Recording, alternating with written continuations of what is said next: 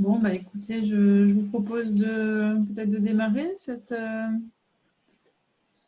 ce jeudi du Saka. Voilà, je pense que les gens vont nous rejoindre un petit peu au fur et à mesure. Bon, bah, tout d'abord, bienvenue et merci à tous les présents de nous rejoindre pour ce jeudi du Saka consacré à la lumière. Je profite de cette petite introduction pour vous faire part un peu des événements voilà, en cours du syndicat. Donc, il y a un prochain Café du Saka qui est organisé le 17 juin, midi et 2, à notre agence. Donc, le mois dernier, c'était chez Matteo Gennari à Beaulieu-sur-Mer. Ce mois-ci, ça sera sur Nice. Et il y aura de prochains cafés voilà, dans d'autres agences. On va faire des portraits d'agences petit à petit comme ça pour faire mieux connaissance entre nous. Et puis, voilà, aussi parler d'architecture et de partager un peu le quotidien de nos agences.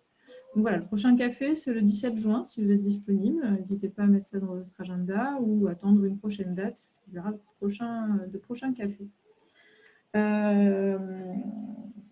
Il y a aussi une balade, une visite d'opération qui est prévue le 11 juin. Alors qu'il y a eu beaucoup de succès, donc je me corrigera, mais il me semble qu'il ne reste plus beaucoup de place pour s'inscrire. Voilà, donc si vous êtes très intéressé, vous pouvez voir avec Catherine s'il reste des places. En tout cas, nous, on constate qu'effectivement, cette action a beaucoup de succès, donc on multipliera ce genre de balade voilà, pour répondre à la demande, parce qu'effectivement, je pense qu'on a tous besoin un petit peu de s'aérer et de se balader, de mettre notre corps en mouvement pour découvrir l'architecture, donc c'est une bonne chose. Je profite aussi pour dire qu'il y a en ce moment, les candidatures Archicote sont ouvertes. Le jury se déroulera début juillet, donc vous avez à peu près jusqu'à fin juin pour déposer vos projets, n'hésitez pas, parce que voilà, c'est quand même un joli concours et une mise en lumière auprès d'un jury de qualité. Voilà, donc c'est vraiment une belle occasion pour faire part, pour montrer vos projets et puis même pour quelque part participer à la diffusion de la culture architecturale dans le département et au-delà d'ailleurs. Et enfin, pour revenir sur le thème des jeudis, le prochain jeudi du Saka aura lieu le mois prochain, évidemment, quatrième jeudi du mois, sur le thème de la construction en terre. Donc voilà, pareil, n'hésitez pas à réserver dans vos agendas ce prochain événement. Je reviens du coup sur le thème qui nous réunit ce soir, sur le thème de la lumière. On a choisi de faire un petit pas de côté et ne pas parler que uniquement d'architecture ce soir, mais justement de croiser les regards de concepteurs qui manipulent ce thème dans nos projets et de se nourrir les uns et les autres de nos expériences et de nos projets.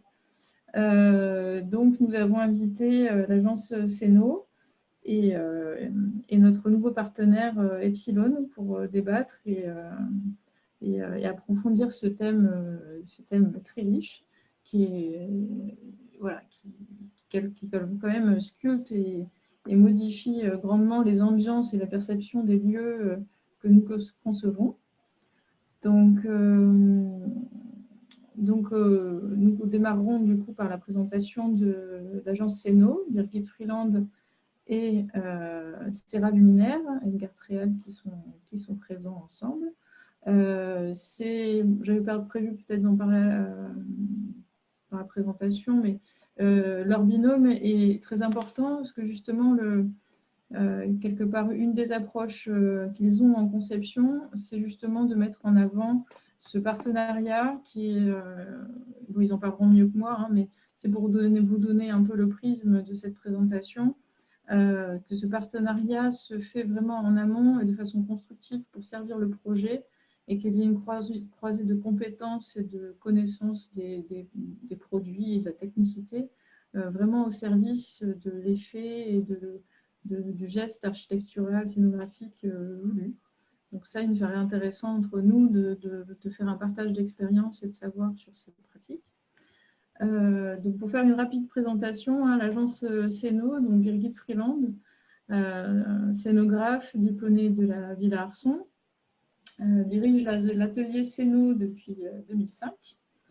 Elle connaît bien l'architecture et saura nous parler et débattre ensemble parce que elle a été co-gérante et collaboré pendant quelques années auprès de l'atelier Barani à Nice et à Paris. Elle est aussi attachée à la transmission, donc c'est vraiment une interlocutrice très précieuse que nous avons ce soir parce qu'elle est attachée à la transmission et elle a enseigné aussi à l'école de Condé. Et ces projets, voilà, vous le verrez, témoignent d'un soin particulier qui est porté aux détails, aux ambiances lumineuses, évidemment, au parcours. Et comment dire, la maîtrise aussi de la technicité et des contraintes au service du nid des phares et d'une mise en lumière, sans mauvais jeu de mots, d'un enjeu scénographique à mettre en avant. Son agence est spécialisée en scénographie, mais voilà, on verra à travers ses projets, elle touche des projets de programmes divers et de bâtiments divers, avec des échelles et des regards croisés assez larges et riches. À la suite de cette présentation, il y aura un échange de quelques questions, pas trop long, mais bon, histoire de créer une discussion, une introduction sur la présentation à suivre. Et en fait, à la fin de la présentation, on laissera la place au débat. Et enfin, du coup, après la présentation de Virgit et Céral Luminaire, nous écouterons Sébastien Erard, Epsilon, qui est un nouveau partenaire du SACA, qui nous présentera en fait justement comment l'entreprise française, qui maintenant est représentée en grande partie sur le territoire national, est attachée à l'accompagnement des projets et de la mise en lumière et les différents services qui peuvent nous accompagner, nous, concepteurs, architectes, dans nos projets. Et voilà, il y a une structuration vraiment dans leur service qui est fait de façon à ce que nous puissions être accompagnés dès la conception avec un service prescription, étude, et qui va jusqu'à, j'allais dire, le service après-vente et service qualité. Et il pourra aussi nous répondre aux questions très actuelles que nous nous posons sur les consommations, sur la pérennité des matériaux, sur leur entretien, etc. Donc voilà, je laisse la parole du coup à nos intervenants. Voilà, belle présentation à tous. Et voilà, Birgit et Edgar, je vous laisse la parole. Déjà, merci Sophie pour cette invitation.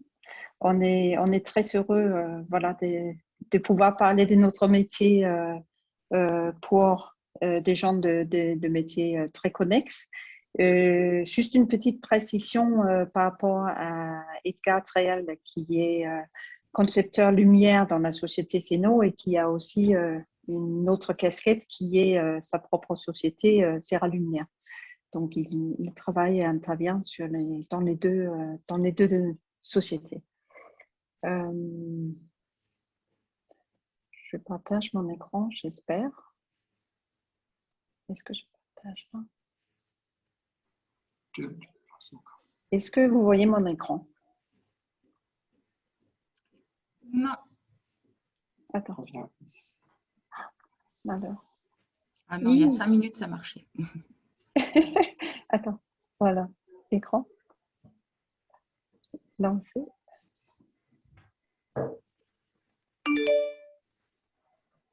C'est bon. Ça marche. Ça marche. Je me permets de faire une petite introduction par rapport à notre métier qui est donc la scénographie d'exposition. Peut-être la différence avec comment dire, le métier d'architecture et le métier de scénographie, c'est qu'en scénographie, on commence, disons, par l'intérieur, c'est-à-dire on commence un projet par les par les œuvres, par l'intérieur, par le discours des commissaires. Et après, on travaille finalement autour des œuvres et l'histoire qui est racontée dans une exposition pour créer l'enveloppe et les ambiances autour. Que les architectes, il me semble, commencent souvent par l'enveloppe et évoluent vers l'intérieur. Une autre particularité, je pense, c'est aussi le parcours, puisque très souvent dans les expositions, on a un départ et une arrivée. Donc, on essaye de créer un parcours à travers des thématiques et de contextualisation des œuvres dans un parcours. On essaye d'avoir quelque chose de rythmé, des accélérations, des arrêts. On essaye de maîtriser aussi évidemment des perspectives, des angles de vue, le regard du visiteur, des moments de concentration sur une œuvre, etc. Dans nos projets, on a la chance de pouvoir créer des ambiances très spécifiques, on peut forcer, si on peut dire, par les couleurs, par les espaces mêmes. Et un des médiums qui sont très importants, c'est évidemment la lumière qui fait intégralement partie d'une scénographie. Le premier projet qu'on vous présente, c'est un projet, un tout petit projet avec très peu de moyens dans une petite espace à Biot. C'est une exposition sur les jarres, une ancienne technique de fabrication de jarres à la corde. Et la scénographie dans ce projet, en fait, il se résume uniquement à des grands plateaux qui évoquent un peu l'outil de travail du potier. Dans laquelle on a fait juste une petite rainure pour que le cartel puisse se glisser dedans. Il s'incline et permet d'attraper la lumière. On travaille, comme je disais tout à l'heure, évidemment sur le parcours et où il y a une sorte de déambulation. On essaie de faire ça d'une façon pour que le visiteur traverse les pièces totalement naturellement parce qu'il y a une vue, une pièce un peu au lointain, on attire le regard au fond de la salle suivante et du coup il y a une sorte de rythme qui s'installe.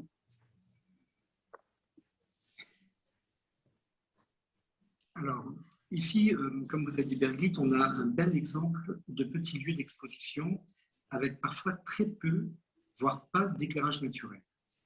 On a donc pris le parti d'atténuer plus cette lumière naturelle pour avoir un déroulé d'exposition plus cohérent. Alors, nous avons créé en réalité un ensemble d'éclairage dirigé focalisé à partir d'une très vieille installation halogène en ampoule MR16 de G853, qui sont des ampoules que vous connaissez tous, dichroïques.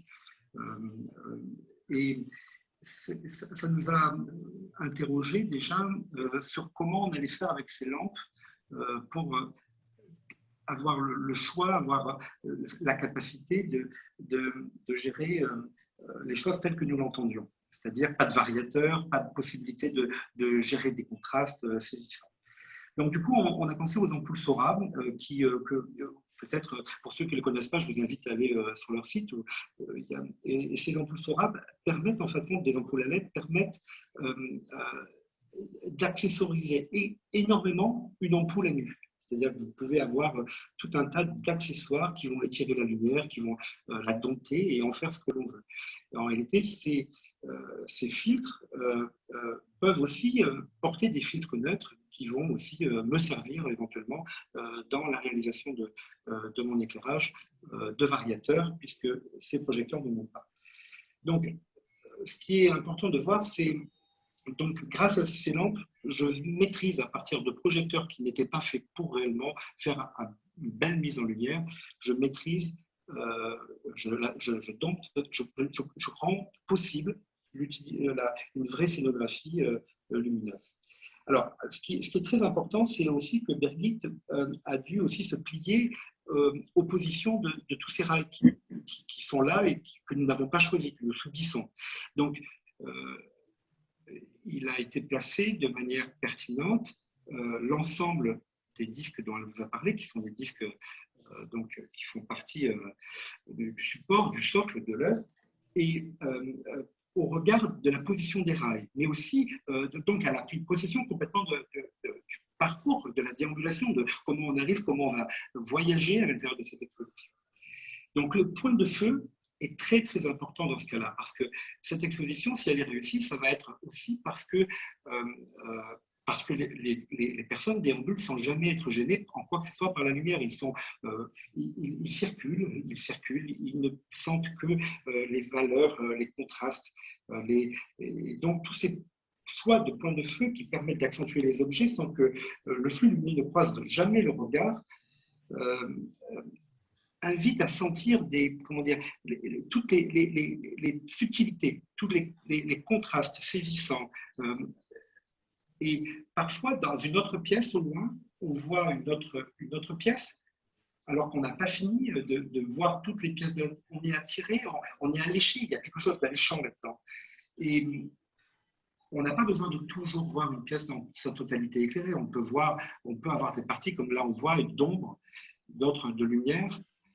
Ces lumières donc permettent de voir, comme on voit sur la pièce de droite, des contrastes saisissants forts, même des ombres portées aussi, où on peut sentir que le point de feu est très vertical, très proche. L'ombre portée n'est pas longue, pas trop longue en tout cas.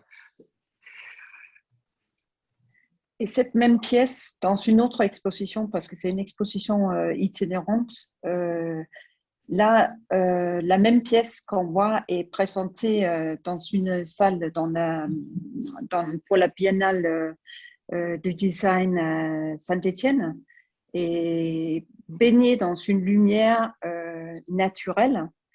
On n'a pas du tout la même ambiance ni le même éclairage sur l'œuvre. On voit beaucoup moins tous les facettes, tous les reliefs dans cette lumière naturelle. En fait, tout est un petit peu aplati. On ne sent pas aussi, par rapport à la colorimétrie, la chroma de l'ampoule dont je vous parlais tout à l'heure, qui a un rendu chromatique extrêmement vaste, très riche. En fin de compte, on accentue en fin de compte la valeur de la terre, fait ressortir tous ces pigments, toute sa valeur, sans jamais changer la couleur. Ce que je peux dire aussi par rapport aux images précédentes, c'est que l'éclairage naturel que nous avons volontairement occulté pour que nous n'en arrivions pas à cette photo-là. Cet éclairage naturel, dans l'exposition que nous avons faite avant, à Biot, né par la réflexion sur les objets exposés, et cela est rendu possible seulement parce que les volumes sont clairs et de petite taille, c'est-à-dire que ce sont des petites pièces. Voilà. Donc ça, c'était donc pour cette exposition. Là, on peut voir aussi les déséquilibres qui s'opèrent en température de couleur, mais qui ne sont pas justifiés par une philosophie particulière, qui sont subis. Ce qui est très intéressant à ce niveau-là, c'est peut-être de se poser la question dans comment on peut se permettre dans l'architecture, comment on peut collaborer tous ensemble pour que les architectures soient, comment dire, en capacité d'offrir des différents moyens d'occultation par zone, etc. Je veux dire, pour pouvoir scénographier sans être obligé de créer des blocs enfermés dans des volumes. Sans créer des simèses avec des toiles, avec des voilà. Donc voilà. C'est vrai que cette installation, on ne l'a pas maîtrisée vu que c'est c'est un dispositif fait pour être installé à différents endroits. On ne suit pas toujours les installations. Et c'est vrai que on aurait peut-être plus travaillé sur une installation un peu plus avec un parcours où les objets dialoguent peut-être aussi d'une autre manière. Là, on a l'impression que c'est un peu posé sont plus de réflexion.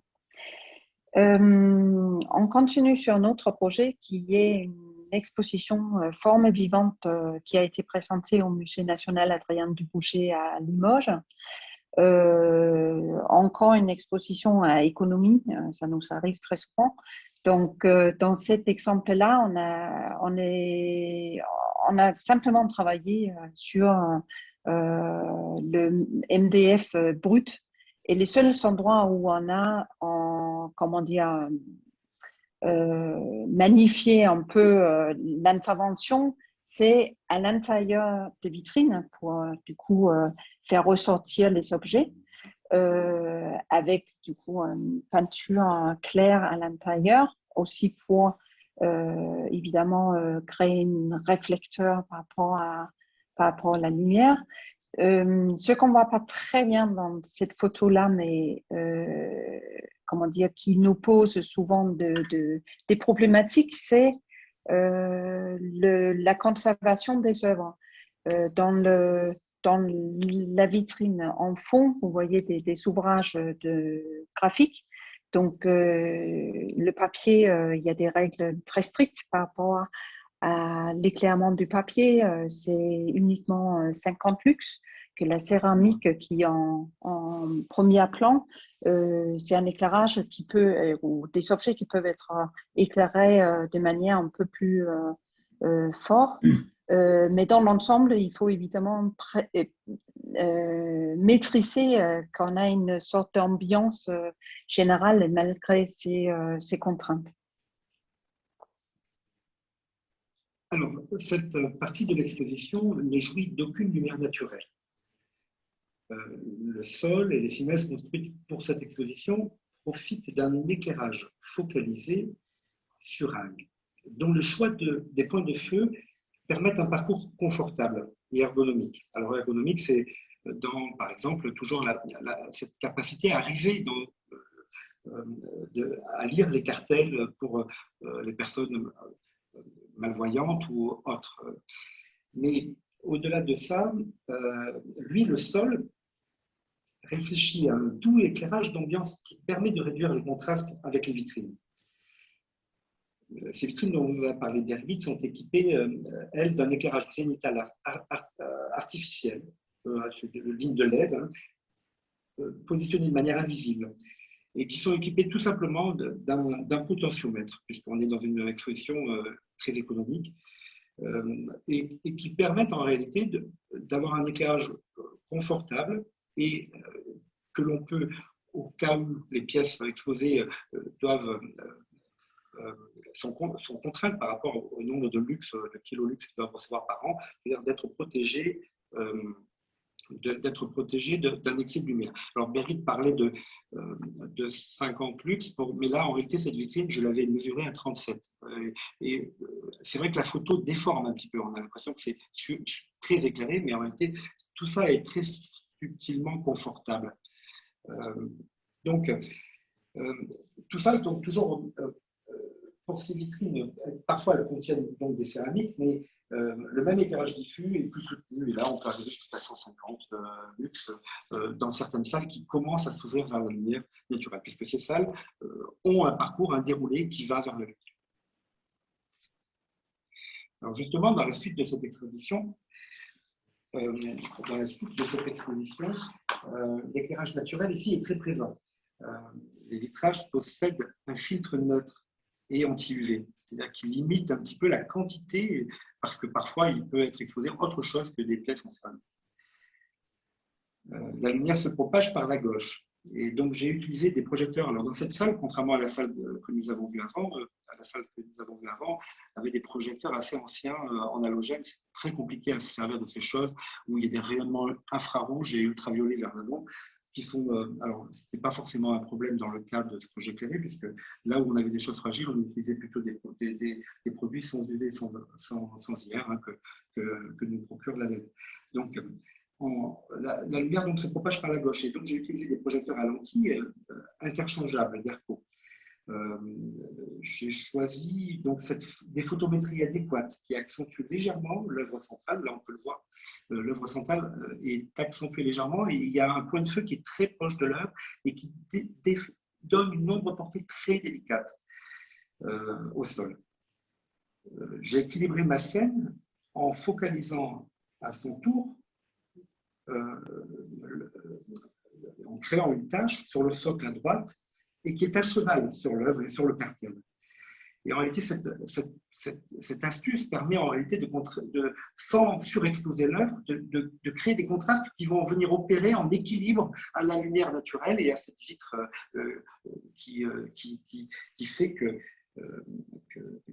voilà, c'est un très bel équilibre à mon sens. Hein, et donc, par contre, le mur du fond, lui, qui baigne dans la lumière douce naturelle, je veux dire, est très calme au regard de ces deux endroits, de ces deux entrées assez fortes. Alors là, c'est quand on tourne le dos à cette pièce, on se retourne et on découvre sur le mur opposé, on découvre le même mur où on sent d'une manière bleutée très délicate en partie haute venir une lumière un peu froide, hein, cette lumière qui est très riche, mais en même temps beaucoup plus froide, hein, je suis à 5000, 6000 degrés Kelvin, je ne sais pas à quelle heure de la journée on était, mais au moment de cette photo, mais en même temps, l'équilibre là qui s'opère avec ce projecteur en 3000K, je veux dire, il y a le mur qui calme, surtout j'ai fait attention que la lumière ne touche pas et ne vienne pas polluer en fin de compte cette image délicate que je voulais donner au regard de ces œuvres. Pardon Edgar, quelle est la matière de ces objets? Les premières, on avait vu, étaient des grandes assiettes en céramique, il y avait sûrement des porcelaines, du Alors, écoute, moi je te dirais que c'est une technique. Ça a l'air très mat. Alors oui, c'est d'ailleurs très beau cette matitude. Cette matitude est assez jouissive quand on met en lumière ces matières. Et c'est vrai que c'est une céramique qui parle la technicité employée et comme un velours. Tu peux la caresser, c'est un velours. Ok. Mais ça reste une céramique. Et toujours dans la même exposition, forme vivante. Donc, on arrive dans une section qui était plutôt autour de des formes vivantes dans le monde scientifique. On est un peu dans les bestioles, dans les microbes. Et du coup, on cherchait à évoquer cette sensation de labo. Simplement, on a utilisé des plateaux mélaminés les plus basiques et les pieds en répétition en dessous créent une sorte de vibration qui fait donne une impression que la table pourrait partir avec toutes les heures. L'ensemble de l'ambiance très claire, très blanche, on a quand même encore une fois une difficulté par rapport à la conservation. C'est qu'à gauche de la photo, il y a une vitrine avec du papier. Donc, encore une fois, le papier nécessite qu'on n'a pas beaucoup d'éclairement. Et contrairement à la céramique qui peut être beaucoup plus éclairée. Alors là, pareillement, hein, toujours pas de lumière naturelle. Donc cette lumière naturelle qui me manque, puisque cet éclairage d'ambiance qui est le fond, hein, surtout dans des grandes salles comme ça, qui est souvent un fond sur lequel on vient s'appuyer après. Là, par exemple, pour vous donner cet exemple, sur cette grande table, j'ai opéré 2 faisceaux elliptiques qui me prennent l'ensemble de la table et qui se serrent au regard du point de feu que j'ai opéré, qui se servent de cette table comme grand réflecteur, mais sans éclairer fortement l'ensemble. C'est-à-dire que tout est éclairé, mais très doucement. Et sur cette table brillante, au regard de ce point de feu, n'éblouit aucune personne qui déambule autour d'elle. Parce que l'émission de la lumière est contrôlée. Par contre, pour qu'il naisse une émotion et que nous puissions jouir de toutes ces couleurs, de ce rouge qui est saisissant dans cette pièce que l'on voit, ou d'autres pièces que vous ne voyez pas derrière, mais qui sont excessivement pleines de détails et de richesse, j'ai opéré 3 projecteurs, 3 éclairages focalisants, dont j'ai réglé chacun, vous avez vu qu'il y a un livre où j'ai réglé chacun des flux pour que chaque chose soit en protection, que les règles de conservation soient respectées, puisqu'on est quand même avec des objets qui sont prêtés. D'ailleurs, on voit dans la vitrine de gauche un éclairage qui est caché dans une petite boîte comme ça, qui est un peu le même genre que les autres éclairages linéaires, toujours avec le même potentiomètre et les mêmes systèmes, où là, il y a un contrôle de la lumière. Pareil, on était dans les 30-35 lux, on n'atteint pas les 50 lux. Mais par contre, sur cette table, on voit ce livre qui est là, mais tout de suite à côté, on a des choses qui pétillent, où on a la vie de toutes ces choses qui parlent de la vie. En tout cas, il y a aussi donc cet éclairage indispensable que donne la lumière naturelle. Là, je l'ai créé par réflexion sur ce panneau. Donc, il inonde ma pièce qui est claire, elle aussi, heureusement, parce que ça serait plus dur à faire. C'est faisable, on verra ça après. Mais j'inonde ma pièce d'un fond sur lequel je viens pousser parfois, là où l'émotion nous porte au regard du parcours qu'on a imaginé, que Birgit a dessiné. Voilà. Donc, on peut voir la petite pièce de droite ici. Elle est accentuée. Alors, c'est très ennuyeux quand tout est blanc, tout est clair comme ça. Les points de feu, les rails sont existants. Comment faire? Les spots sont là. Les lentilles sont interchangeables. Mais alors là, par exemple, quand on regarde le spot qui est devant, en haut, sur le rail, il a une petite tache noire. Mais ça, c'est des petits artifices qu'on est obligé d'utiliser souvent dans nos métiers, parce qu'on n'a pas toujours ce qu'il faut. Alors, on a la boîte à outils et on vient mettre un filtre qui floute, qui vient diffracter un peu la lumière. Alors, on a différentes valeurs de diffraction, différentes valeurs de coefficient de transmission, aussi de lumière, déformation de la lumière. Et là, si je n'avais pas mis ce filtre, ce faisceau qu'on trouve déjà trop dense, parce que la photo là, le rend plus dense, parce que c'est une photographie, ça n'a rien à voir, l'œil le perçoit avec moins de contraste, la lumière c'est œil, notre œil n'est pas un appareil photo, les choses ne se voient pas, c'est pour ça que souvent d'ailleurs, on va vous montrer tout à l'heure, il y a une petite chose un peu succulente qu'on va vous montrer après, où on voit quand un photographe professionnel prend une photo, comment il tend à nous montrer les photos d'exposition ou d'architecture. D'ailleurs, souvent, les photos d'architecture sont, on en a sur certains sites de personnes, d'architectes dans notre région, qui font de très, très belles photos d'architecture, mais qui sont souvent très froides et aplaties, on va dire.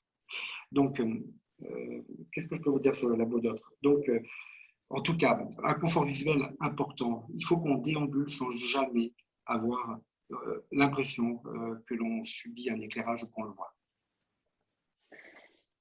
La même salle, pas la même expo, mais pour montrer aussi les ambiances très différentes qu'on peut avoir. Ici, c'est une exposition qui s'appelait la Route Bleue, qui est dans le même musée à Limoges. Transport, la route, etc. On a voulu raconter cette histoire en évoquant les caisses des voyages et aussi créer une perception. En fait, quand on rentre dans la salle, on voit tout, mais on ne voit rien. C'est-à-dire qu'il faut qu'on se rapproche pour pouvoir voir les objets dans les caisses. Et aussi, c'était une grande discussion avec le musée parce qu'il ne voulait absolument pas qu'on présente les choses à 10 cm, 20 cm du sol. Mais en fait, quand on met les objets dans un autre contexte qui n'est pas habituel, on pense que le regard, se concentre pour voir l'objet d'une autre manière. Donc, les caisses, ça permettait d'orienter le regard d'une autre manière. On baisse le regard quand on est au-dessus de la caisse et du coup, on s'arrête aussi. Donc, le visiteur a un moment d'arrêt pour observer. Et puis, évidemment, les caisses et l'implantation de ces boîtes permet de créer une déambulation sans que finalement le visiteur il se soucie dans quelle direction prendre. Voilà, il bouge naturellement autour de chaque objet et chaque pièce. Alors, comme nous a dit Béatrice, nous sommes dans la même pièce que le labo et encore, il n'y a toujours pas de lumière naturelle.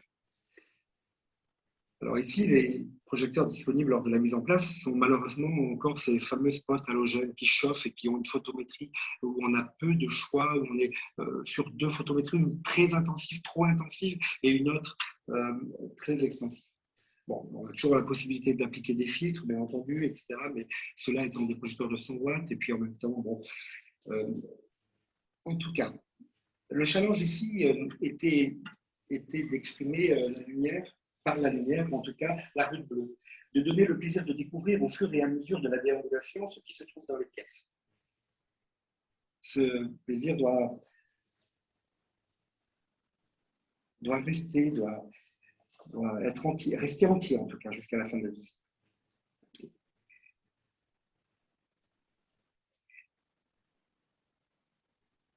Toujours la même exposition. Alors, l'image à gauche, en fait, on a exploité un couloir qu'on a transformé en vitrine. On a occulté entièrement l'intérieur pour vraiment faire apparaître cette magnifique robe. Et du coup, on attire le regard aussi sur le détail. Alors, c'est vrai que les fonds noirs nous emmènent vraiment dans la magie de la forme et des couleurs. Les contours sont très nets. Les projecteurs sont focalisés et renforcent la mise en scène dramaturgique. Aucun éclairage général n'est présent. On a cette photo de droite qui n'est pas la continuité de la... Il y a 2 photos, hein, pour qu'on comprenne bien. Il y a la photo, c'est vrai que ce n'est pas très clair. Il y a une photo à gauche qui est un point de vue de cette pièce. Et puis, il y a un moment très court où on passe devant un autre angle de vitrine, un autre angle de vue. Et à un moment, il y a un reflet organisé, mais en même temps qui opère lui aussi de la magie. Alors, souvent, pour nous, concepteurs, les reflets, c'est dramatique. Hein. On peut vivre des cauchemars à essayer de les régler au moment de toutes ces organisations de points de tir, de points de feu. On pense toujours, on sait déjà avant qu'on va avoir un problème. On se demande comment on va le régler, on cherche. Mais là, quelque part, au moment où j'ai laissé Birgit mettre cette vitre, je savais qu'on allait, au regard du niveau d'éclairement de la salle, obtenir un reflet de superposition de 2 couches et que ça pouvait être magique. En tout cas, dans ce cas-là, ça a bien fonctionné. Mais là, c'était un effet volontaire. Et souvent, on subit ces effets de reflets. C'est vraiment un cauchemar en éclairage. En tout cas, il faut y faire très attention. Donc, traduction, c'est les tableaux sur les murs, ils ne sont pas derrière les objets et c'est carrément à l'extérieur de la vitrine. Donc, quand on arrive à maîtriser les reflets, je pense qu'on peut vraiment faire de la magie. Et parlant de ces fondus au noir, ça met évidemment en avant les œuvres, mais ça permet aussi finalement d'oublier à un moment donné l'environnement, d'oublier le lieu, d'oublier tout ce qu'il y a autour, l'architecture, pour finalement se plonger totalement dans l'objet et son histoire. Ces produits-là sont obligatoirement cadrés et puis avec des rendus chromatiques au plus haut de ce que l'on peut, puisque nous devons révéler les couleurs, nous devons en même temps opérer, je ne sais pas, quelque chose qui tient encore une fois du théâtre. Ici, et j'espère que les photos sont à peu près bonnes parce que là, c'est moi qui ai fait les photos et ce n'est pas tout choix réussi. Oui. Mais c'est une exposition au Louvre-Lens qui a lieu actuellement, qui s'appelle Les Tables du Pouvoir. Et donc, c'est une exposition sur 2000 mètres carrés. C'est c'est très grand et surtout très flippant quand on doit présenter des objets qui font que 2, 3, 4 cm.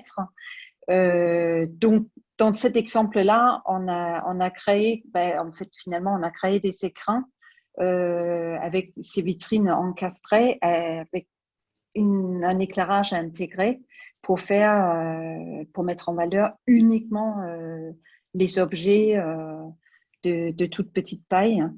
Et disons le socle à gauche pour faire ressortir les objets, il y a un travail de cadrage sur le socle même.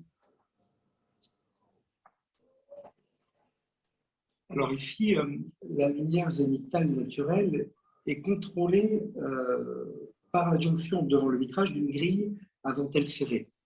Je ne parle pas des grandes dentelles que vous voyez en aluminium qui cachent, elles, les projecteurs, mais je parle d'une grille au-dessus, contre le verre, qui tapisse l'intégralité du bâtiment. Celles-ci ne permettent jamais de faire le noir. Le contrôle n'est pas total. Alors, c'est parfois très complexe, du coup, de générer toutes sortes de scénarios. Mais en attendant, dans ces larges dentelles, en tout cas horizontales, se cachent les projecteurs à lentilles interchangeables. Elles sont toutes équipées d'un contrôle de l'intensité, aussi de la température de couleur. Ils sont pilotés en DALI, bien sûr, ce qui permet des réglages fins et contrôlables à partir d'une tablette, d'éléments divers. Aujourd'hui, on fait aussi pas mal. David est en train de faire un musée aussi qui est équipé, qui va être équipé pour des raisons pratiques en Kazambi. Voilà. Donc, en fait, juste pour parler des exemples des constructions du musée, celui-ci, c'est fait par Sana, l'agence Sana. Je pense qu'il y a souvent une envie d'avoir la lumière naturelle, mais finalement, très souvent, il arrive que les musées, une fois que le musée est mis en fonctionnement, que toutes ces entrées de lumière naturelle soient occultées pour plus facilement maîtriser maîtriser la lumière, mais aussi dans un souci de conservation des œuvres. Alors, pour reprendre en réalité où j'en étais juste avant, tous ces projecteurs ils participent à un complément d'éclairage général et ils sont chargés, ils peuvent être en tout cas participer à un complément d'éclairage général qui est chargé de réduire les contrastes. Donc, mais ils peuvent aussi porter un éclairage focalisé qui, lui, révélera une texture, créera un événement, offrir aussi une pause par manque ou par adjonction. Un éclairage cadré sera utilisé pour une mise en scène d'objets aussi. Par exemple, toutes les socles cloches, tout à l'heure, Birgit, là, vous voyez un socle cloche sur la droite, en bleu. Celui-ci est cadré, est cadré avec des cadrans. On est obligé de cadrer avec des cadrans pour qu'on annule en fait toutes ces arêtes. Et puis, les points de feu sont très tendus, sont très proches. Donc, cette grande vitrine table majestueuse qui est centrale, elle est focalisée, alors que le mur du fond baigne dans une lumière naturelle relative, celle dont vous parlez, qui rentre malgré tout, qui est toujours là, dont on doit tenir compte. Ici, on n'a pas de problème de conservation préventive avec les objets qui sont là, sauf les tableaux qui sont au fond, sur le mur. Et en réalité, ces tableaux sur le mur sont cadrés de manière ponctuelle et en respectant toujours, puisque ce sont des papiers, les fameux 50 plus. Donc, en fin de compte, cette vibration, le rapport entre ce mur qui est très doux et ces petites taches crée des vibrations en partie arrière, alors que la table, elle, majestueuse, révèle avec une température de couleur qui est différente, qui est liée à l'argent. Cette lumière, cette température de couleur de 4000 K qu'on a choisie au regard de ce qui était exposé, crée un éclat. Et pour la rendre encore plus longue, on a placé un miroir au fond pour vraiment créer quelque chose à l'infini et quelque chose de encore plus ample en jouant évidemment encore une fois sur le reflet qui s'est créé sur les parois vitrées.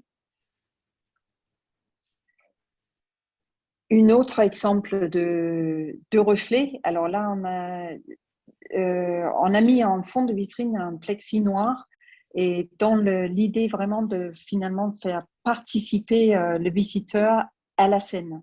C'est-à-dire que quand il déambule devant, eh ben, il y a cette vibration, il se voit un tout petit peu en même temps qu'il regarde les objets et du coup, on l'a placé de l'autre côté de la table. Et dans cette grande vitrine, la température de couleur, contrairement à tout à l'heure, est très chaude. Elle est en cohérence avec les objets dorés. Et elle contraste avec la lumière naturelle zénitale qu'on peut voir en haut à gauche de cette photo.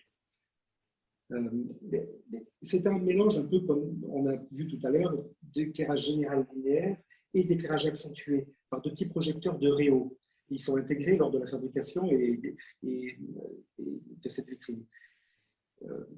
Pour plus de confort du visiteur, bien sûr, aucune source n'est visible, où que soit le corps, et tous ces reflets opèrent à la magie, c'est-à-dire que c'est comme si on avait encore une notion d'infini, de reproduction, c'est comme si ça allait au-delà de ce que l'on voit, de ce que l'on donne à voir. Et la suite, simplement une façon aussi de en voir toute la salle, et puis après on a des plans horizontaux où le regard se plonge dans les vitrines et où on observe du coup plus le détail des objets. Oui, c'est un petit peu comme un guet-apens. En fin de compte, on a une lumière un peu bleutée naturelle qui rentre, qu'on ne peut pas maîtriser, mais au-delà de ça, on pointe de manière extrêmement axiale, comme ceci, on montre et on cadre là où on a la cloche, et on montre, et on voit des spectacles, on attire par une cloche, et après, on donne envie d'aller voir les autres. Et en fin de compte, il y a des distances, des interdistances entre chaque chose qui créent des temps longs, des temps de parcours qui sont différents. Et ça aussi, ça opère dans la magie, avec une explosion incandescente dans le fond, où là aussi, le mur n'existe pas, que l'objet est éclairé. Là, c'est encore une autre technique où il n'y a que des projecteurs de Réau, avec la LED d'éclairage général qui est à peine allumée. Un autre Louvre, qui est le Louvre à Paris. Là, on est dans un univers dans l'histoire de la Grèce antique. La première partie, on a travaillé vraiment sur les contrastes entre à l'intérieur d'une tombe et les objets qu'on trouvait dans les tombes royales. Et puis, en fond de la salle, on est attiré vers une lumière naturelle qui n'est pas du tout naturelle, mais une fausse lumière naturelle,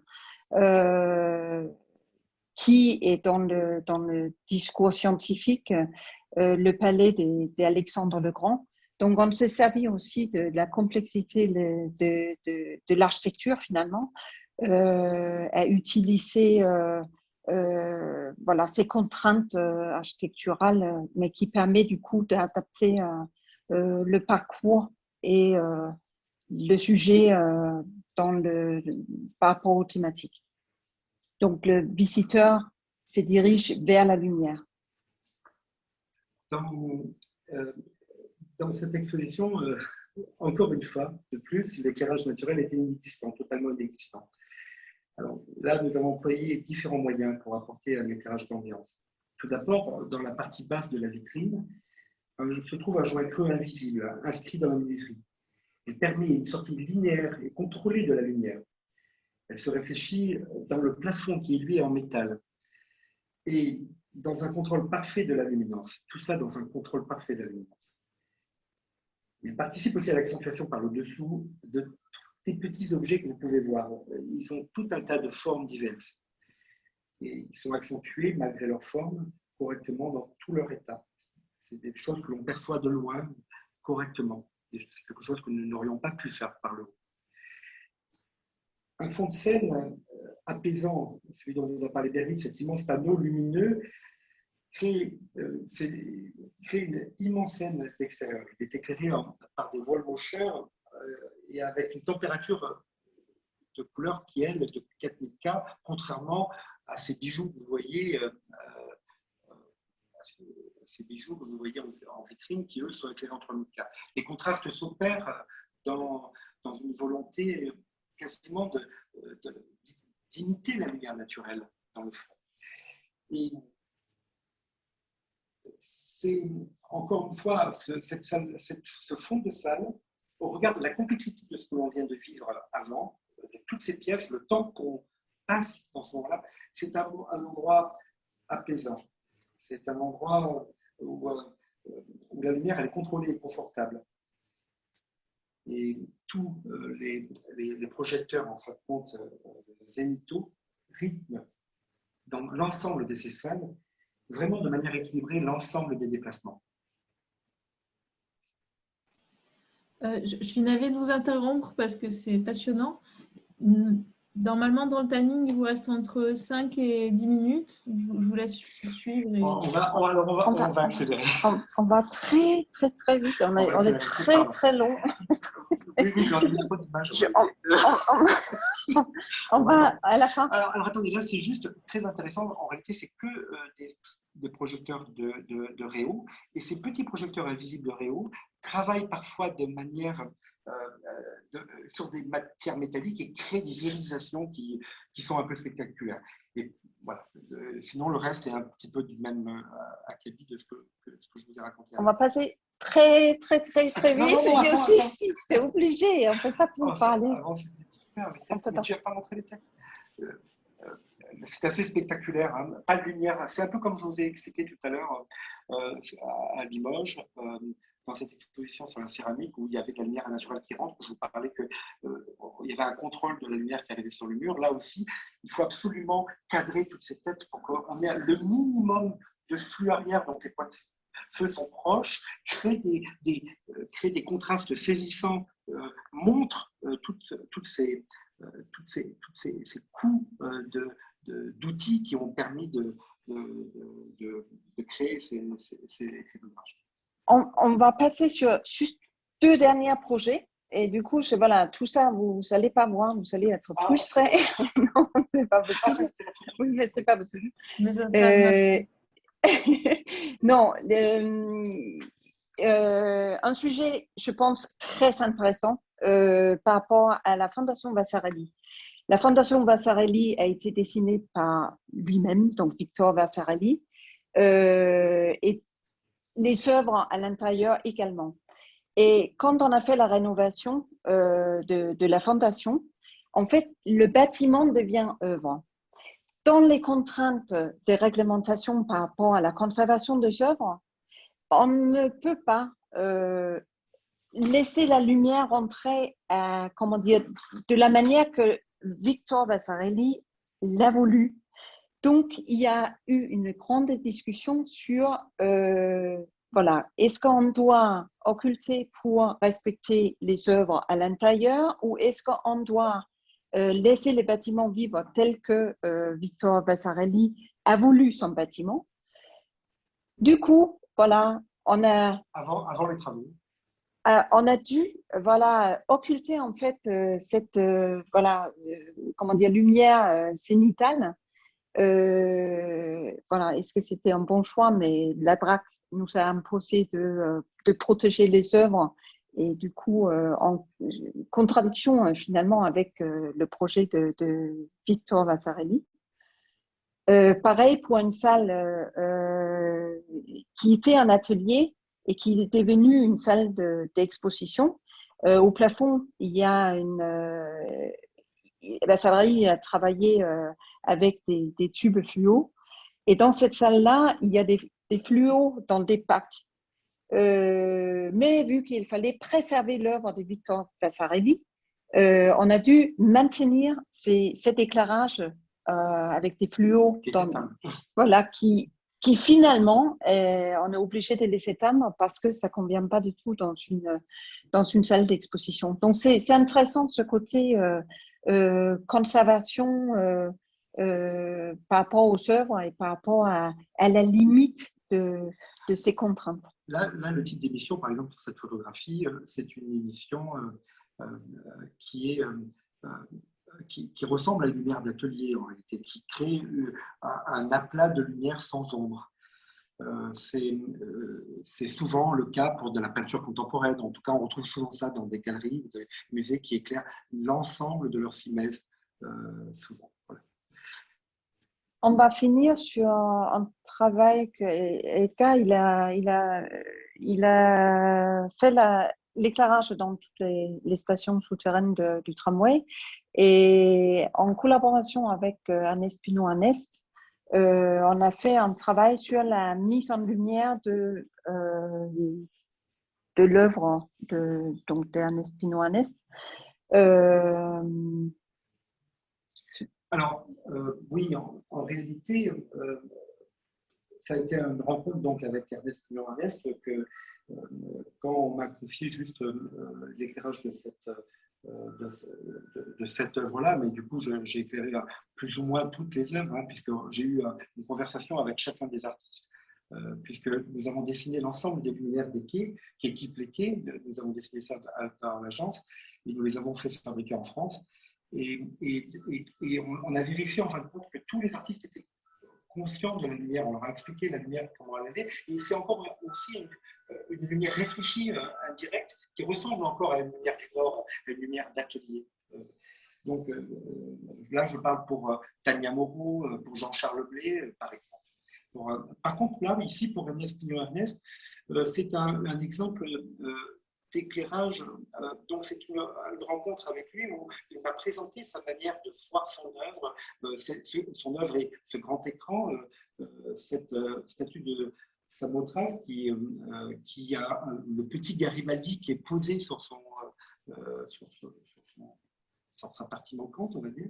Et comment dire, et il m'a expliqué son envie, en fin de compte, de sentir le paysage changer, etc. Donc, je vais proposer un éclairage dynamique, où cet éclairage dynamique, suivant le temps, le matin, suivant, et cette vue, l'écran derrière, c'est une image qui est prise en permanence, en temps réel, par le webcam, et qui est projeté tout le temps, en temps réel ici. Donc, on voit la lumière du jour changer et on voit différents moments dans la journée. Ça, c'est des phases d'études, c'est des petites phases d'études. C'était juste pour vérifier les points de feu et pour vérifier aussi la pertinence de ces points de feu par rapport au désir d'Ernest Pinot, Ernest qui voulait absolument qu'on sente la tôle, la texture de la tôle, qu'on sente le relief. Et donc, au gré du matin et du soir, la lumière tourne, les spots s'allument et s'éteignent, tournent. Alors, c'est un équipement en DALI, donc là, nous avons des projecteurs qui sont en changement de teinte, qui sont tout autour de l'œuvre. Et l'ensemble de la gare, où je dois quand même malgré tout à l'éclairage, tous les projecteurs de la gare du coup sont DALI en totalité. Alors après, c'est vrai que les gens qui gèrent les stations des fois nous touchent beaucoup, mais en attendant ici, l'escalier, lui, j'ai gardé pour des questions de sécurité. J'ai des groupes de luminaires qui sont gérés dans mes groupes DALI et où l'ensemble de ces luminaires pour l'escalier sont un peu plus fort, et l'ensemble de ce qui est le périmètre des murs, je l'ai tenu à 50 lux pour créer cet effet de lumière naturelle doux, sur lequel après je vais venir. Donc ce mur enrobant est environ à 50 lux, et là on le voit bien, ça c'est une photo finie prise, où on voit les appareils, où il y a un confort visuel accru des projecteurs qui permettent en fin de compte de ne pas avoir de bruit visuel, parce qu'on a beaucoup de bruit souvent, parce que ça permet de mettre moins de luminaire, plus on a d'inconfort entre guillemets. puisqu'on a le droit dans des lieux de circulation comme ça d'avoir de l'inconfort, puisque la réglementation nous donne une certaine limite d'inconfort. Ici, là, on a un très haut niveau de confort pour que malgré les niveaux d'éclairement importants, je puisse, je veux dire, avoir mon esprit focalisé sur la sculpture. Mais cette sculpture, suivant qui passe et quand il passe, personne ne la voit jamais exactement pareil. Alors c'est vrai que les temps sont longs, c'est pas quelque chose qu'on voit, on perçoit. Alors malheureusement, nous n'avions pas de photos, parce que c'est vrai qu'on n'est pas toujours pertinent pour prendre les photos, se lever assez tôt le matin, parce que voilà. Tout à l'heure, d'ailleurs, vous allez sûrement parler de durabilité. C'est vrai que là, on parle d'éléments extrêmement durables où on a des produits qu'on ne jette pas quand ils ont été, parce qu'aujourd'hui, on est énormément dans des chantiers publics, on produit, on prescrit en permanence à cause des coûts. Les électriciens nous emmènent dans des choses qui sont jetables. Aujourd'hui, on achète des luminaires entiers, on les fabrique, et après, derrière, dès qu'ils tombent en panne, au bout d'un certain temps, qui est très court au regard de la durabilité des drivers, qui est un maillon faible, mais dès que les produits sont très, très déficients, on ne change pas, on jette. On jette des... Bon, voilà. Donc là, aujourd'hui, ces produits-là sont entièrement entretenables, totalement entretenables. Voilà. Je parle beaucoup, il faut que je m'arrête. J'ai peut-être raté des bouts du coup, parce que je n'ai pas du tout suivi ça va un peu perturber, d'aller plus vite. Voilà. Bon, on finit voilà, notre présentation sur l'œuvre et l'architecture. Voilà. Le souci d'une présentation sous la lumière artificielle. Alors, c'est vrai que là, il y a un axe quand on sort de la station et qu'on revient en surface, il y a une très belle axe scénographique qui est assez majeur. Et il y a des reflets négatifs. Tout à l'heure, on parlait des reflets, et les reflets, c'est le pare-feu. Mais le pare-feu, il n'y était pas, mais il s'est rajouté parce que, vous voyez, c'est des petits aléas, voilà, des petites anecdotes de chantier. Voilà, je m'arrête. Merci beaucoup. En tout cas, du coup, ça laissera de la matière pour les débats ensuite. Hein. Voilà, excusez-moi. Hein. Je sais que c'était vraiment de qualité. On aurait aimé voilà, tout voir. Vous avez une belle présentation. Et, voilà. Mais du coup, on va peut-être laisser la parole, voir si dans les participants, il y a une ou deux questions qui permettraient d'échanger avant d'écouter notre partenaire Epsilon, Sébastien. Il y a des questions.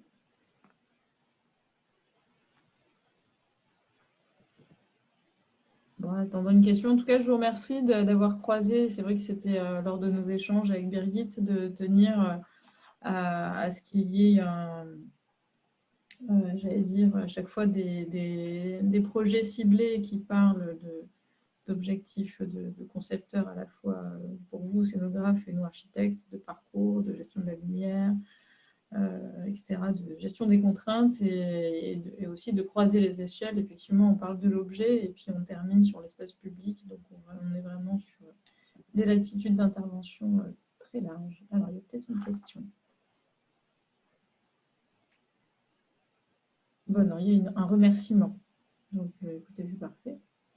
Bon, écoutez, on aura peut-être plus de questions à la fin. Je laisse la parole à Epsilon.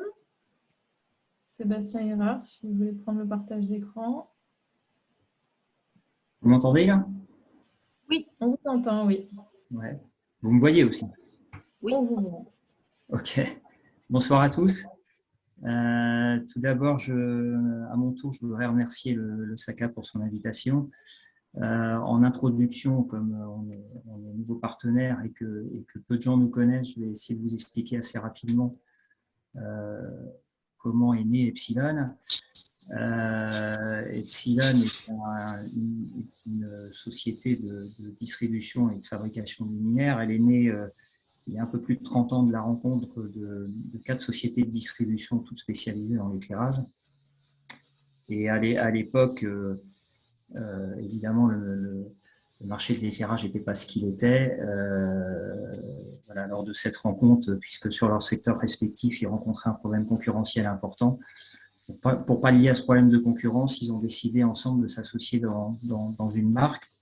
Et à l'occasion de la création de cette marque, la première action qu'ils ont mis en place, c'était de de pouvoir créer un support sous la forme d'un catalogue général qui puisse être représentatif de tout ce que l'on distribue et permettre à tous nos partenaires, notamment prescripteurs, de pouvoir répondre à 80-90% de leurs besoins. Voilà, donc on a créé un support sous la forme d'un catalogue général tarifé qui est toujours en place aujourd'hui, qui est notre outil principal. Et au fil de l'eau, au fil des années, Epsilon s'est structuré, a mis en place une plateforme logistique qui est basée au Mans, dans le 72.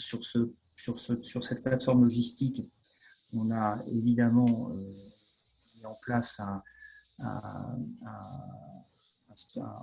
stockage important pour les produits de notre catalogue, et puis tout un tas de services qui a été mis à la disposition des agences de distribution qui représentent la marque Epsilon sur le territoire, et puis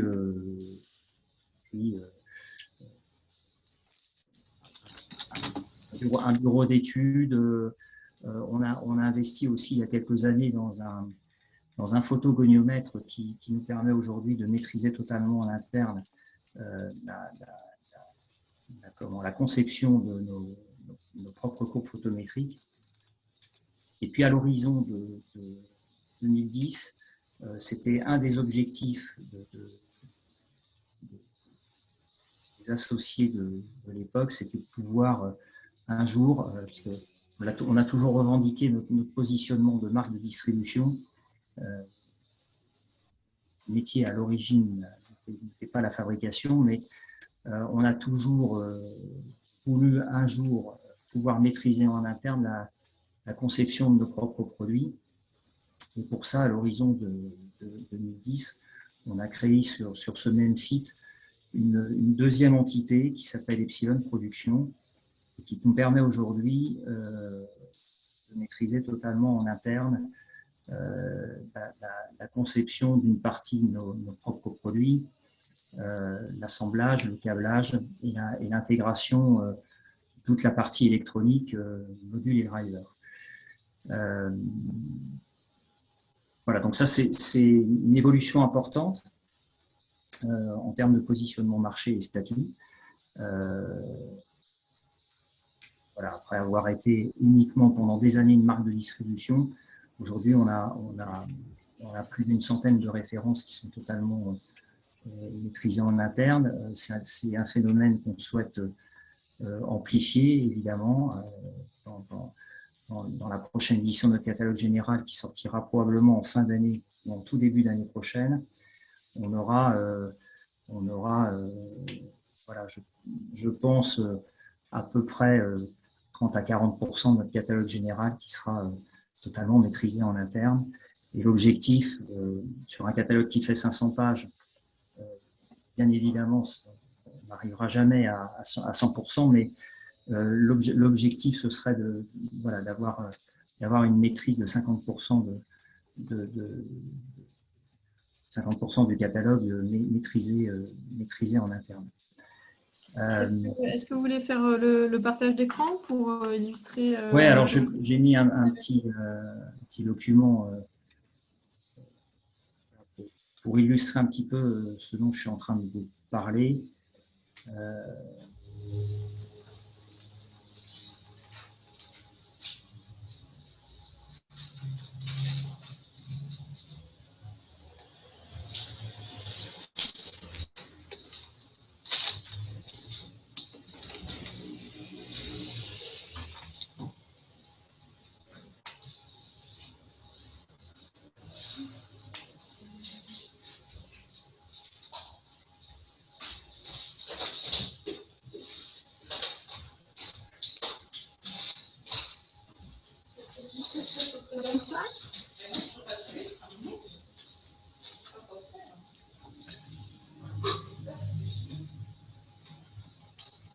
Alors je vais continuer en en essayant de vous expliquer le rôle de notre métier. L'écran n'est pas partagé là, c'est normal du coup? Ouais, parce que je l'ai. Non, mais je l'ai Sinon, c'est pas grave, hein, c'est pas moi. avec moi.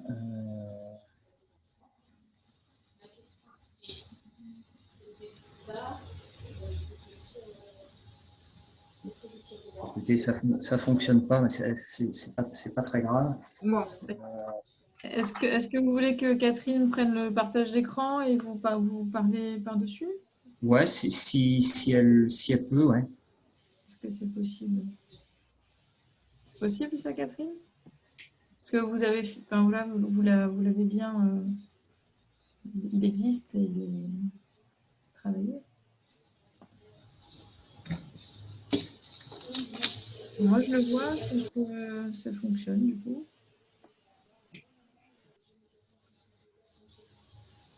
après, dans tous les cas, je l'enverrai à tous les participants par mail. Hein. Ouais, d'accord. Ouais, donc je vais essayer de vous expliquer un petit peu le rôle de notre métier, dans la mesure où on est très spécialisé dans l'éclairage et on ne fait que ça, d'une manière beaucoup plus générale que le sujet qui a été évoqué juste avant par Yannick Edgar, qui est vraiment dans un métier bien spécifique, voilà, très artistique. Nous, on aborde les problèmes d'éclairage de manière plus générale, intérieur ou extérieur. Et voilà, on a toujours eu une approche de notre marché très orientée vers le conseil. Et dans ce cadre-là, on met à votre disposition nos compétences techniques dans ce domaine, notre assistance technique permanente. L'objectif étant de vous accompagner, d'accompagner les prescripteurs sur leur projet, bien en amont des projets, en essayant de répondre aux exigences du maître d'ouvrage et de l'architecte. Et ça dépend aussi évidemment de l'histoire que l'architecte veut raconter avec son projet. Donc on va essayer vraiment d'être à l'écoute voilà, de ce que vous voulez mettre en place dans votre projet, en vous accompagnant dans la mise en œuvre des solutions d'éclairage qu'on va pouvoir vous proposer. Voilà. Et on aura, pour les propositions et les solutions d'éclairage, on pourra vous proposer, on essaiera bien sûr de trouver un équilibre entre les exigences du projet et ce que vous voulez raconter comme histoire, avec les normes et les recommandations en vigueur. Bon, je pense notamment évidemment dans tous les projets intérieurs ou extérieurs des espaces de travail.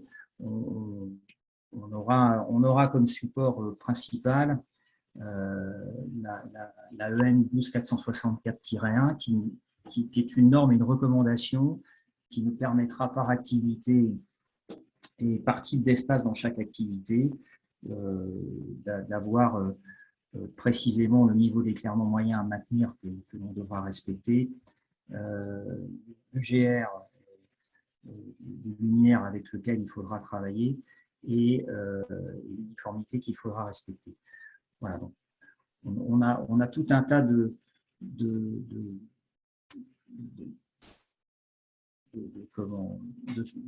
supports techniques qui nous permettront de trouver la bonne solution d'éclairage adaptée au projet. L'ART 2012, l'ART 2020 évidemment qui découle de l'ART 2012 et qui aujourd'hui dans les espaces de travail nous impose de travailler la gestion d'éclairage et de trouver un équilibre entre l'éclairage naturel et l'éclairage artificiel.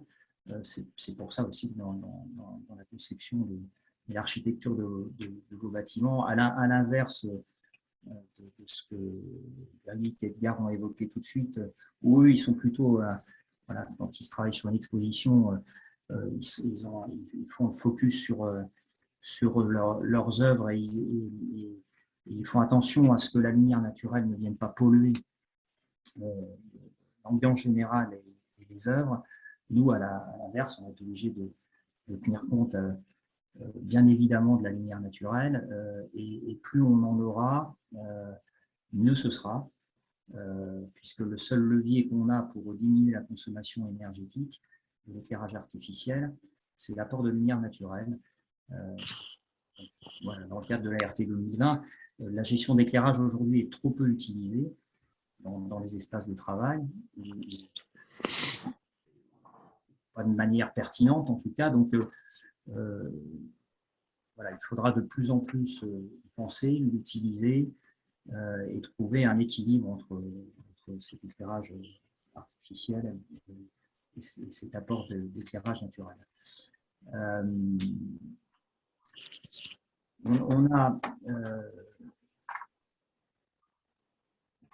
On a chez Epsilon, sur notre site logistique, avec cette nouvelle entité qu'on a mis en place il y a maintenant une petite dizaine d'années, Epsilon Production, on a aussi en capacité de pouvoir, grâce à notre bureau d'études, travailler sur du sur-mesure et de la fabrication spéciale.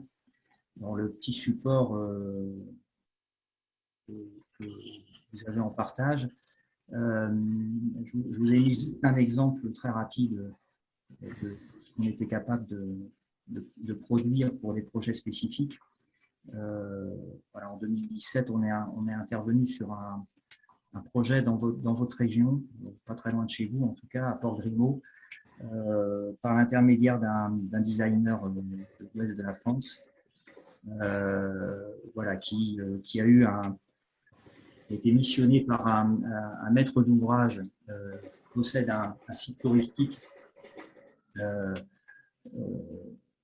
sur lequel l'idée était de pouvoir mettre en valeur les différents quartiers de ce site en se servant des palmiers, voilà, à la fois comme support pour mettre en valeur le sujet en tant que tel, donc le palmier, et en même temps une ambiance lumineuse dans le quartier, tout en ne dénaturant pas le site et la végétation. Donc le designer a soumis une idée au maître d'ouvrage en dessinant une espèce d'anneau, une espèce d'alliance, deux anneaux qui se superposent. Entre ces deux anneaux, on va gérer toute la partie technique, donc la limitation des drivers. On a à l'intérieur des anneaux monté une espèce de vérin ou de ressort qui s'adapte au diamètre du tronc du palmier en fonction de son âge, évidemment, et de la progression de la pousse. Et en partie haute et basse des anneaux, on a fixé des petits projecteurs de très faible puissance en 1 watt et 2 watts pour faire de l'éclairage direct et indirect. Donc on a travaillé sur un concept d'alliance qui a été créé de toutes pièces, un produit qui n'existait pas.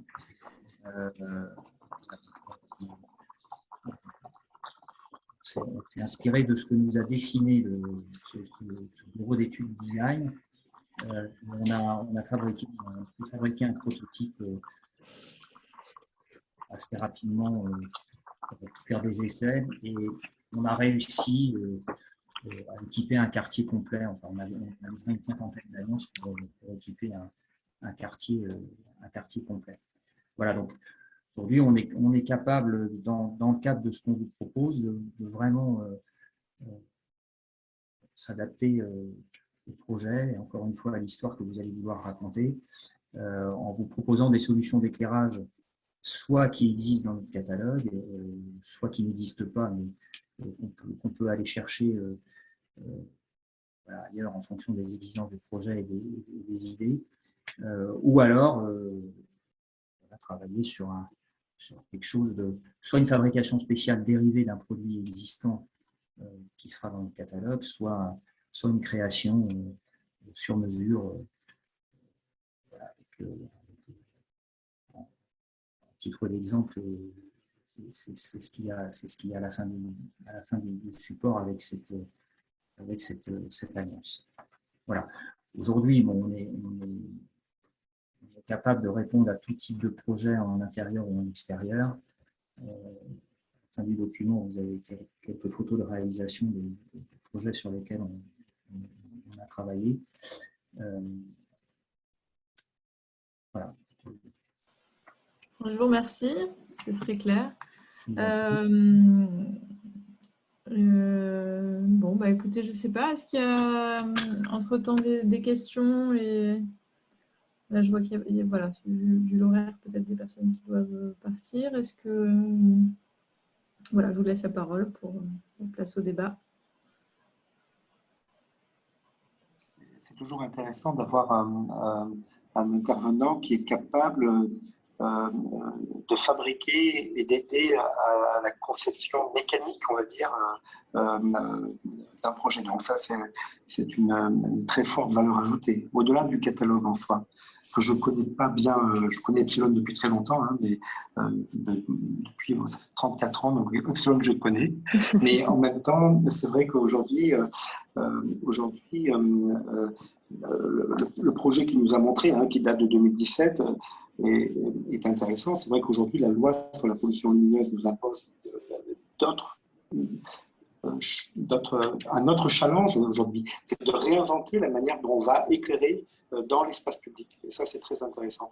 En tout cas, c'est un challenge qui nous pousse à créer de nouveaux systèmes pour éclairer nos extérieurs, pour faire vivre, toujours en s'appuyant sur les plans lumière des villes. Hein. Alors, souvent, il manque. Il faut toujours veiller à le faire développer pour qu'il y ait moins de mécanisation et puis plus formé de personnes encore. Hein. Aujourd'hui, on a 2-3 centres de formation en France pour la mise en lumière intérieure et extérieure. Et je pense que c'est très, très bien qu'il y ait un éveil dans des bureaux d'ingénierie, électricité, qui est toujours des référents pour la lumière. Et aussi au même titre que dans les services publics, dans les services des mairies, peut-être que les gens soient plus régulièrement formés, plus au courant, et moins intéressés à une marque, plus intéressés à un résultat, plus intéressés à ne pas toujours essayer de contourner la réglementation, mais peut-être juste il faut se bouger pour faire attention à notre faune, à notre flore. Et c'est très important aussi que les luminaires que nous prescrivons sur nos chantiers, qu'ils soient privés ou publics, soient durables. Aujourd'hui, je le vois hein, avec toutes ces visites de commerciaux, le manque de durabilité des produits. C'est quelque chose qui peut entraîner notre société dans quelque chose qui a un non-sens. Aujourd'hui, on essaye et en même temps, on dépense de l'argent public et on pousse à très court terme énormément d'installations parce que les installateurs nous poussent pour avoir des affaires, ils sont prêts à tout, à vendre des produits à 10 €, à modifier des prescriptions sous couvert de similaires parce qu'il y a des personnes qui se sont organisées à ça, à faire des similaires. Alors, ce n'est pas le cas du tout d'Epsilon, hein, qui sont des gens justement dont je vante cette qualité aussi de pouvoir créer et d'aider des concepteurs ou des gens qui s'intéressent, des architectes qui ont envie de créer parce que le dessin peut faire peur, mais après, quand il est sur l'arbre, c'est assez beau. Hein, il y a quelque chose qui est assez équilibré.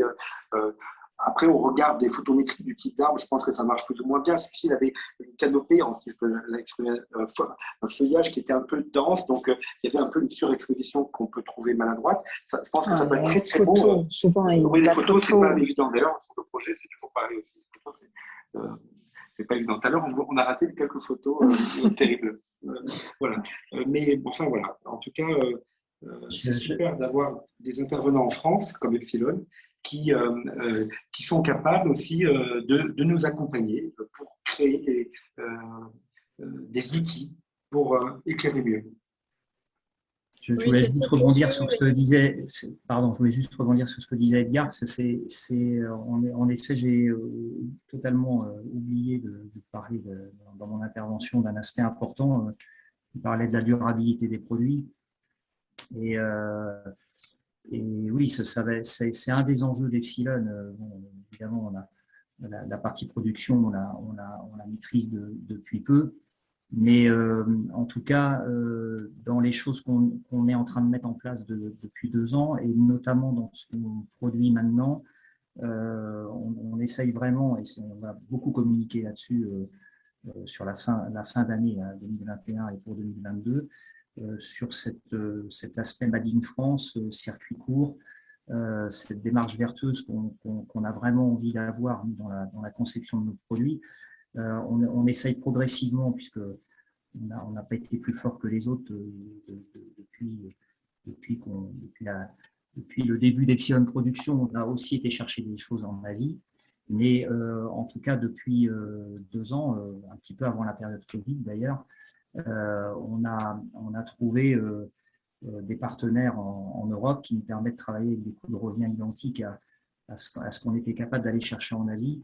Je pense notamment à toute la partie aluminium qu'on a trouvée au Portugal, et puis toute la partie photométrique, les optiques, les diffuseurs qu'on trouve en Allemagne. Donc aujourd'hui, c'est bien la preuve que, bon, je pense que c'est important, et aujourd'hui, il n'y a plus aucun architecte, prescripteur ou maître d'ouvrage qui peut être insensible à ça, à partir du moment où on est dans des niveaux de prix qui sont cohérents, sans tomber dans le low cost ou le basique. Edgar l'a bien expliqué, les installateurs aujourd'hui, les entreprises d'électricité générale qui sont aussi nos clients, puisque on vit du négoce et de la vente de ces produits auprès des entreprises, sont prêts à tout, en effet, pour dégrader les dossiers, pour trouver des solutions équivalentes qui ne sont pas des équivalents et qui sont pas du tout en adéquation avec ce que le bureau d'études a prescrit ou avec ce que l'architecte attend, avec des produits qui sont en plus ne sont pas durables, puisque quand on travaille sur du basique du low cost dans ces niveaux de prix-là, on est forcément sur du jetable, et on faut impérativement qu'on ait une démarche tournée vers l'environnement, c'est primordial, on parle beaucoup de ça en ce moment, le réchauffement climatique, les énergies renouvelables. Et donc, il y a dans d'autres domaines d'activité, aujourd'hui, on parle d'une norme qui est sortie en début d'année sur laquelle certains acteurs ont obligation de communiquer, c'est l'indice de réparabilité. Dans notre prochain catalogue, tous les produits Epsilon, tous les produits de manière générale, mais en particulier les produits maison qui sortent de notre production, auront un indice de réparabilité. Tout ce que produit Epsilon à ce jour est réparable. Les produits sont garantis 5 ans. Dans le cadre de la garantie, ils sont évidemment réparables.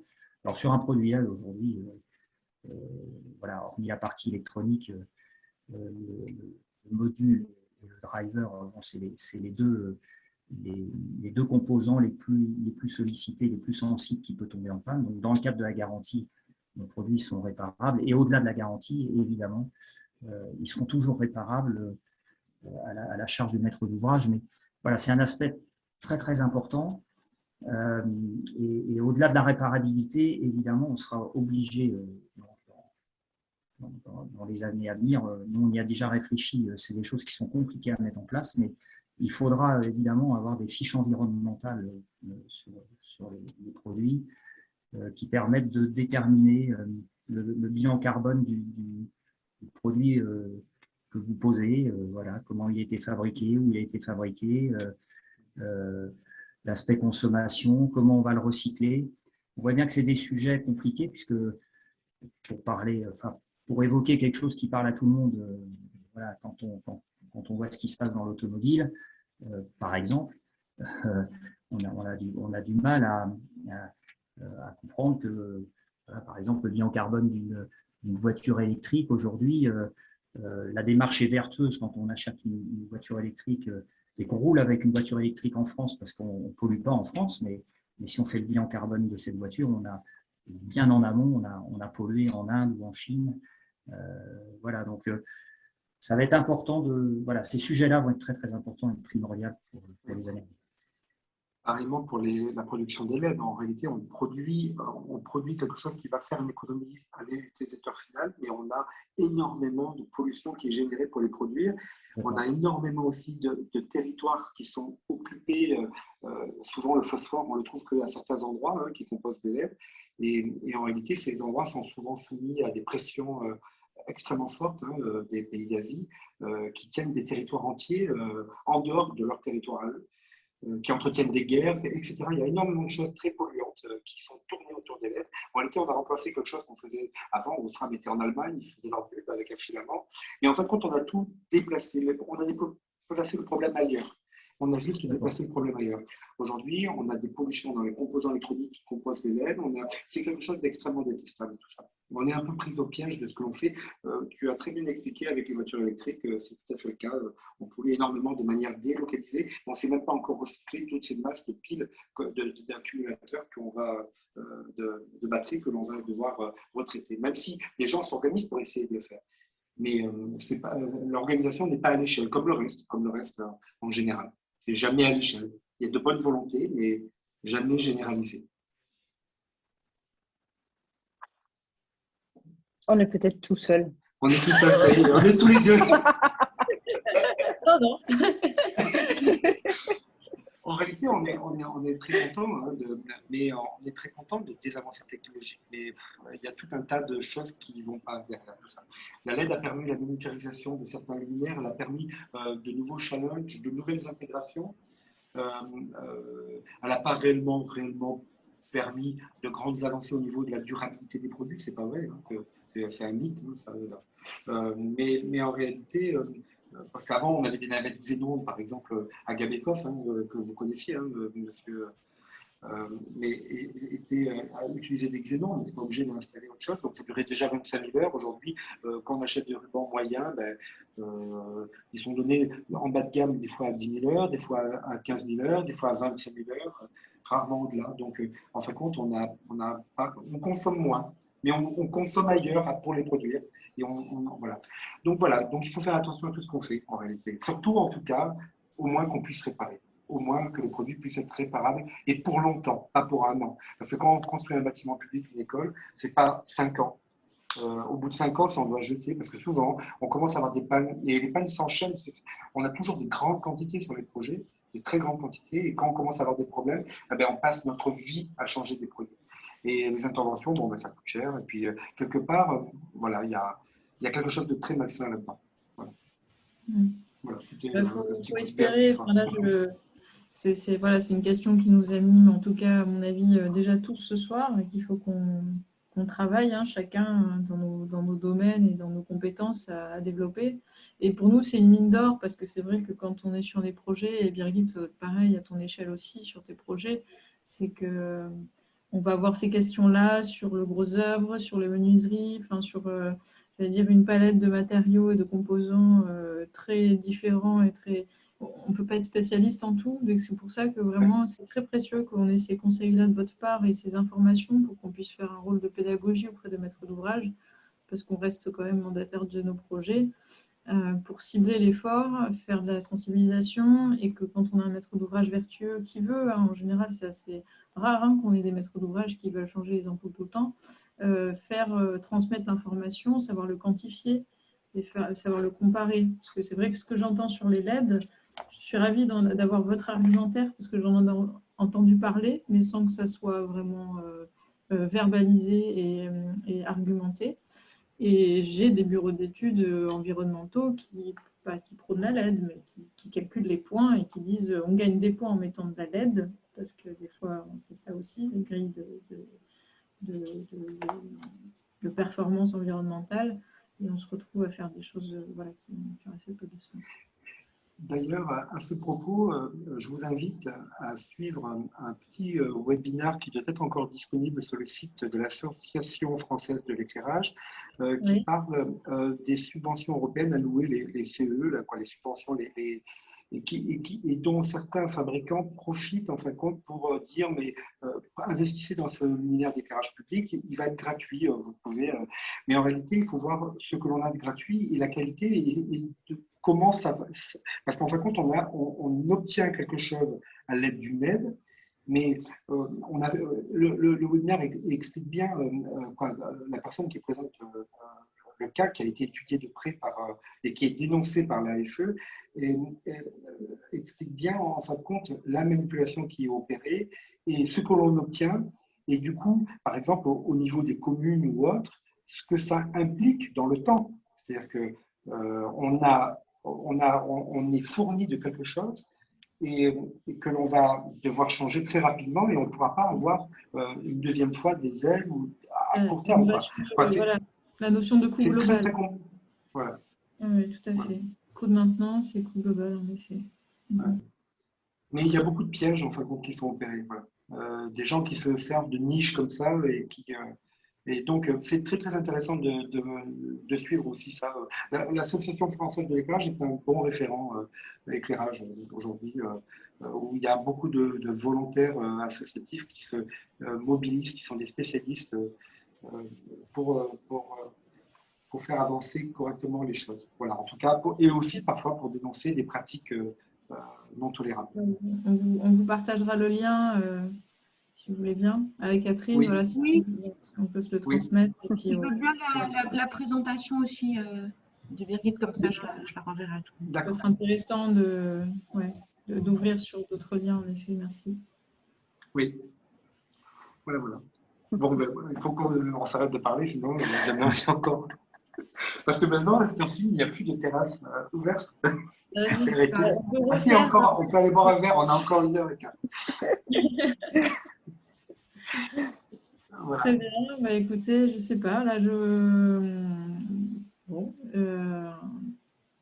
réouvre la parole aux personnes connectées éventuellement, et je pense que voilà. C'est vrai que ça a duré plus longtemps que prévu. On est désolé, on aurait dû faire un coup à blanc pour voir. C'est assez naturel. En plus, j'allais dire, quand on s'est en distanciel, comme ça, c'est encore plus difficile de percevoir le temps. C'était passionnant, vraiment. J'ai fait une très belle présentation. Et votre présentation en binôme aussi, ça a permis d'avoir une lecture croisée de votre travail. C'était parfait. Alors, en scénographie, en muséographie, on ne cherche pas à éviter la lumière naturelle. En réalité, il y a, par exemple, au Louvre-Lens, la salle qu'Alexis Pousseman a été mise en lumière, qui est un concepteur lumière, la salle, comment s'appelle cette magnifique salle de sculpture Il y a énormément, c'est la salle des... Le temps. La galerie du temps. La galerie du temps. La galerie du temps est spectaculaire. Et la galerie du temps est éclairée avec énormément de lumière naturelle parce que c'est surtout minéral ce qui s'y passe. Il y a quelques œuvres. Et en réalité, on n'est pas contre la lumière naturelle. Mais en réalité, c'est le deuxième chapitre de la conférence. On la réouvre maintenant. Il y a urgence aussi à ce que les architectes se remettent aussi. Parce que tout à l'heure, par rapport à ce qu'on disait, je ne me rappelle plus du prénom de monsieur qui est de Epsilon, mais il disait on a envie d'avoir énormément de lumière et c'est ça la solution, avoir énormément de lumière. Ce n'est pas tout à fait vrai puisque l'inconfort peut venir de l'excès. Et je crois qu'il faut savoir maîtriser la lumière. Et en fin de compte, au même titre que l'excès, quelqu'un qui ne sait pas éclairer éclaire toujours trop. Alors, en fin de compte, et je pense que ce qui est très important, c'est ni d'excès dans la lumière naturelle, et donc c'est pour ça que vous devez, à chaque fois que vous faites un bâtiment, toujours vérifier le facteur lumière du jour, que vous êtes censé quand même opérer à chaque étude aujourd'hui. Voilà. Voilà. Mais le problème, c'est que personne ne le sait. Donc, on ne sait pas réellement comment on classe notre bâtiment. Voilà. Donc, c'est vrai que le facteur lumière du jour est une belle solution pour voir où on en est dans ses volumes au fil du temps, au fil des saisons. aussi. Tout à fait. Et donc, Et vous parliez aussi d'ambiance, enfin, on est tous assez, enfin, à la recherche de l'espace vécu et de la qualité de l'espace vécu. Et vous aviez une photo qui était assez pertinente où on passait d'un espace presque dans la pénombre vers un espace très éclairé. Et c'est vrai que c'est un peu, je vais exagérer, mais c'est un peu le mythe de la caverne. C'est-à-dire que même quand on est dans un espace sombre, il y a quelque chose qui englobe, l'œil s'habitue. Au final, le corps humain est quand même doté de sens assez extraordinaires. Et c'est vrai que c'est de l'exploration, en fait, de changer d'ambiance lumineuse. Dans la pénombre, en général, on passe plus de temps, on a un sentiment un peu plus bizarrement de sécurité, même s'il y a des zones qu'on n'explore pas. Et quand on passe dans la lumière très éclairée, on le voit aussi dans les espaces publics, quand on est en plein phare, on se dit, bon, on se sent observé pour le coup. On sort de l'anonymat.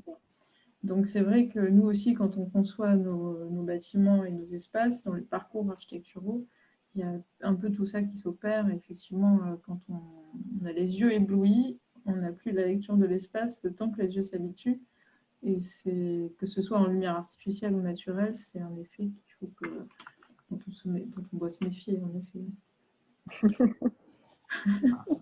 Il y a un vrai contrôle de la lumière qui opère au fil des saisons. Je crois qu'il y a un équilibre à trouver entre les deux. Et en réalité, trop de lumière artificielle et chaque chose peut être à sa place par rapport à la fonction.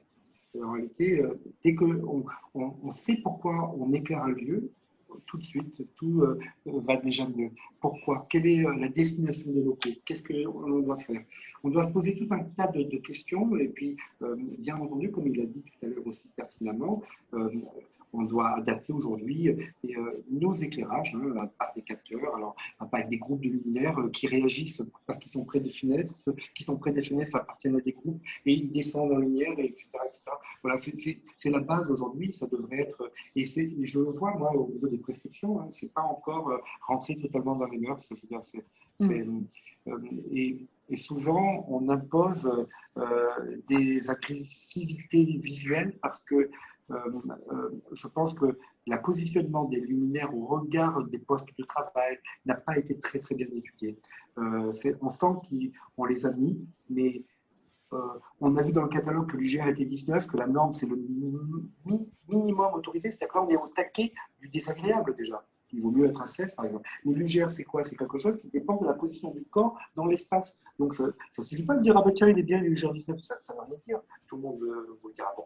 Donc tout ça, ça se calcule, ça s'opère, il faut voir comment on vit, comment on se déplace. Là aussi il y a un parcours de vie dans un bureau. On passe plus de temps au bureau qu'à la maison. Donc il faut faire attention à tout ça. Voilà. Voilà, il faut faire attention à ce que ça soit très beau au bureau. En lumière. C'est ça. En lumière confortable. On ne sait plus où on est. Est-ce qu'on est au travail ou à la maison? On travaille tout le temps. On se demandait quand c'est quoi s'arrêter. Bon, en tout cas, c'était très agréable. Voilà. Merci beaucoup en tout cas de nous avoir donné la chance de nous exprimer. Merci à vous, c'était un plaisir. Sébastien Hérard, merci aussi pour votre merci à vous. Et puis je crois je rejoins, sur le dernier point, je rejoins Edgar sur la partie éclairage professionnel et notamment des bureaux. C'est un équilibre fragile entre ce que nous impose ou nous propose la norme qui est finalement très théorique, avec des niveaux d'éclairement moyens à respecter, des UGR. Mais en effet, on est dans les espaces professionnels, on est à la recherche d'uniformité, alors que on sait que chaque personne a une sensibilité à la lumière qui est bien différente, avec des personnes qui ont des sensibilités qui sont extrêmes. Moi, je suis intervenu sur des projets où la lumière artificielle était tellement violente pour la personne qui travaillait dans l'espace qu'elle éteignait la totalité des luminaires qui étaient au plafond et elle éclairait juste son bureau, son plan de travail avec une lampe à poser. Voilà, donc il y a un équilibre à trouver et ce n'est pas forcément justement la recherche d'uniformité. On a besoin aussi, grâce à la lumière, de se sentir bien dans son espace de travail. Et se sentir bien, ça passe aussi par des effets de contraste. Quand il y a du contraste, qu'on joue sur l'ombre et la lumière, on a quelque chose, un résultat plus chaleureux, plus convivial qui participe à ce qu'on se sente mieux dans notre espace de travail. Très bien, très bien. Merci beaucoup en tout cas à tous.